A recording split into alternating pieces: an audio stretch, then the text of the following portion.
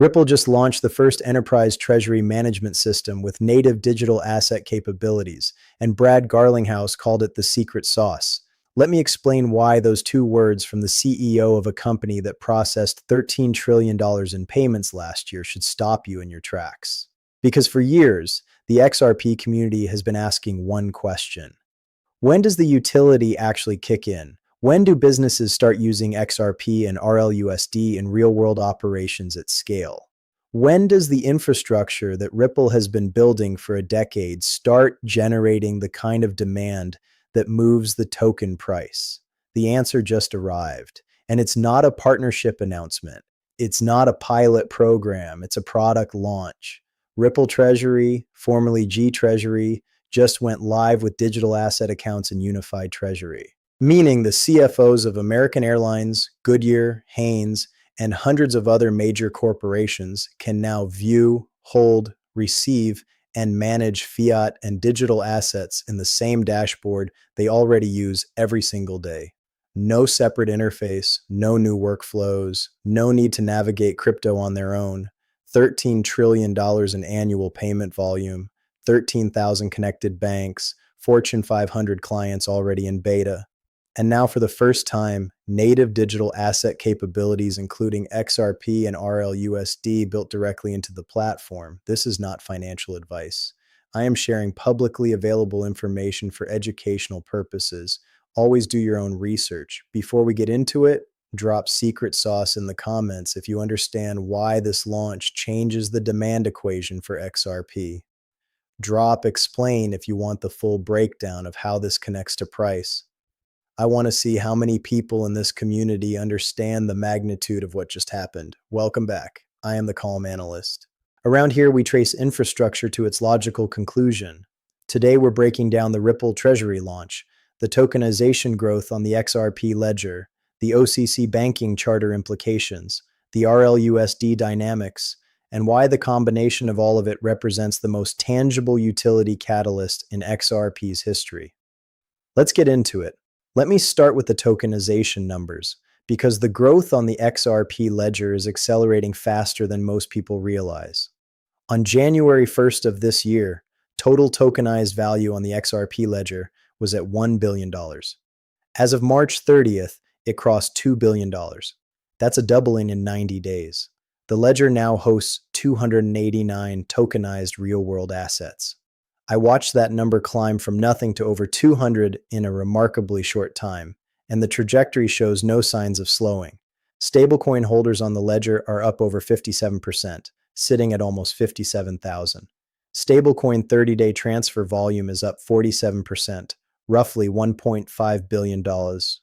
RLUSD specifically had its biggest month ever in March with over 440 million in stablecoin transfer volume on the XRP Ledger. Monthly active addresses for RLUSD are up over 143%. Holders up over 30%. Monthly transfer volume now exceeds $10 billion across all chains, up almost 80%. These aren't hypothetical metrics. These are live adoption numbers showing that the XRP Ledger is becoming real financial infrastructure, not in theory, in measurable, on-chain, auditable reality. If those growth numbers just hit you, 2x tokenized value in 90 days, 143% increase in monthly active addresses, $10 billion in transfer volume, smash that like button. This data deserves to reach everyone who thinks nothing is happening on the XRP Ledger. Now let me explain why the Ripple Treasury launch is the most significant product announcement Ripple has made. Because it's the bridge between Ripple's institutional infrastructure and actual XRP demand. Think about what G Treasury was before Ripple acquired it. A 40-year-old enterprise treasury management system used by some of the biggest corporations in the world. American Airlines, Goodyear, Haynes, Hitachi, connected to 13,000 banks, facilitating $12.5 trillion in annual payment volume. The tool that CFOs already use every single day to manage cash, credit, FX, and liquidity. When Ripple acquired it for $1 billion, they didn't buy a crypto company. They bought enterprise plumbing, the interface that Fortune 500 CFOs already trust and rely on. And then they did something that changes the entire trajectory of XRP adoption. They added native digital asset capabilities directly into that interface. Here's what that means in practice.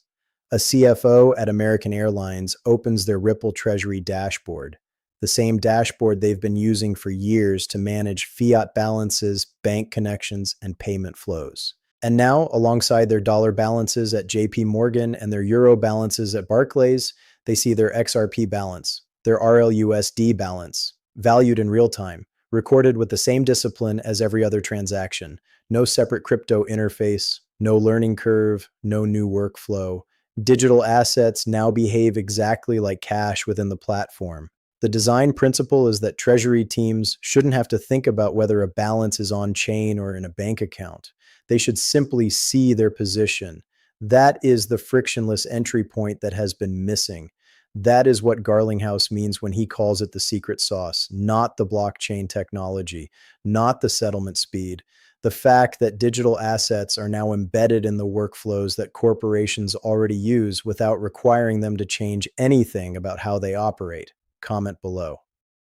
Did you realize that Ripple Treasury connects to 13,000 banks and processes $13 trillion annually? Type 13T if you already knew. Type what if this is the first time you're hearing that number? Because $13 trillion is the pipeline that XRP's utility demand is about to flow through. Now let me connect this to the demand equation for XRP specifically. Because the Ripple Treasury launch isn't just about RLUSD, it's about the full ecosystem. The announcement explicitly states that the digital asset framework will soon expand to connecting with Ripple products that enable cross-border payments and intercompany settlement 24/7, yield on idle cash through overnight repos, all powered by stablecoins and digital assets. When the announcement lists the capabilities being built, it includes XRP and RLUSD appearing within the same account structure as cash. Real-time fiat valuation, 15 decimal precision, automated transaction recording, direct API connectivity, real-time market rates, and then it connects to Ripple's regulated payments network and the prime brokerage side, both of which include XRP at their core. XRP for cross-border payments is explicitly described as the bread and butter, the secret sauce. Now think about scale. Last year, Ripple Treasury facilitated $13 trillion in payments. 0% of it was in crypto or stablecoins. That's what Garlinghouse said on Fox Business. 0%, the biggest untapped opportunity in finance. With native digital asset capabilities now live, those $13 trillion in annual payments now have a one-click path to flow through digital rails. Not all of it will migrate overnight, but the friction that prevented any of it from migrating just got removed. If even 1% of that $13 trillion migrates to digital asset rails in the first year, that's $130 billion in payment volume potentially flowing through XRP and RLUSD. If 5% migrates, $650 billion. And as the CFOs using Ripple Treasury see the cost savings, the 60 to 90% reduction in cross-border payment costs, the 24/7 settlement, the real-time visibility, the percentage migrating accelerates. Ripple's own 2026 survey of more than 10,000 global finance leaders found that 72% say they must offer a digital asset solution to remain competitive. Yet most lack a starting point that fits within existing workflows. Ripple Treasury just became that starting point. Subscribe right now, hit the bell, drop it in the comments, because the product is live. The pipeline is 13 trillion. The question is no longer whether the infrastructure exists, it's how fast the migration happens. And every week we track the adoption metrics that answer that question.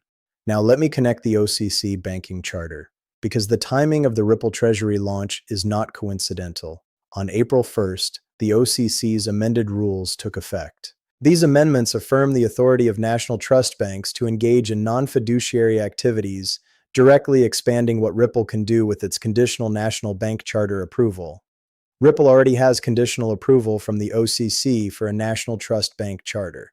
With the amended rules now in effect, the pathway to full approval is clearer than it's been, and full approval means Ripple operates as a federally chartered institution with direct access to the Federal Reserve payment system.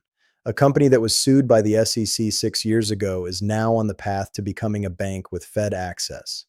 processing $13 trillion annually through an enterprise platform that just added native crypto capabilities with the XRP Ledger as the settlement layer, with RLUSD as the stablecoin, with 13,000 connected banks. The convergence of the Ripple Treasury product launch, the OCC Charter pathway, and the Clarity Act targeting April passage creates a scenario where Ripple's entire ecosystem goes from permission pending to fully operational in a single quarter. Now let me address the RLUSD supply dynamics. Because people have been asking about the recent fluctuations, and they deserve an honest answer, RLUSD supply has been fluctuating. In the last 30 days, the market cap dropped about 20%. That sounds concerning on the surface. But when you look at the data, the picture is different. March saw 472 million RLUSD burned, outweighing the mints. Most of those burns happened on the XRP Ledger. And the biggest single mint of RLUSD just happened. 92.3 million minted at the RLUSD Treasury on the XRP Ledger. This mint and burn activity represents actual usage. People and institutions using RLUSD for transfers, settlements, and payments. The supply fluctuates because the stablecoin is being actively utilized, not because there's a problem. And the metrics that actually matter for stablecoin health are all pointing up. Holders up 30%. Monthly transfer volume over $10 billion, up 80%. Monthly active addresses, up 143%. The supply might contract in a given month, but the usage is growing explosively. For context, the entire stablecoin market has been fluctuating. Top stablecoins are down 2 to 5% in supply. RLUSD's 20% fluctuation is more volatile because it's still relatively small at $1.2 billion compared to the giants. Early-stage stablecoins always show more variance. What matters is the adoption trajectory, and that trajectory is strongly upward. Let me bring this all together, because the Ripple Treasury launch is the catalyst that connects every thread we've been tracking. The tokenization thesis, $2 billion in real-world assets on the XRP Ledger, doubling in 90 days. Ripple Treasury now gives corporations the interface to interact with those tokenized assets natively. The stablecoin thesis, RLUSD at $1.2 billion in supply with transfer volume exceeding $10 billion monthly. Ripple Treasury embeds RLUSD directly into CFO dashboards for programmable cash management. The cross-border payment thesis, $13 trillion in annual payment volume running through Ripple Treasury. XRP described as the core settlement asset for cross-border payments. The Clarity Act removes the legal barrier to activating XRP in those corridors. The institutional adoption thesis, 72% of global finance leaders say they need a digital asset solution. Ripple Treasury is that solution, embedded in the workflows they already use. The regulatory thesis, commodity classification done. 7 ETFs live. OCC Charter pathway open.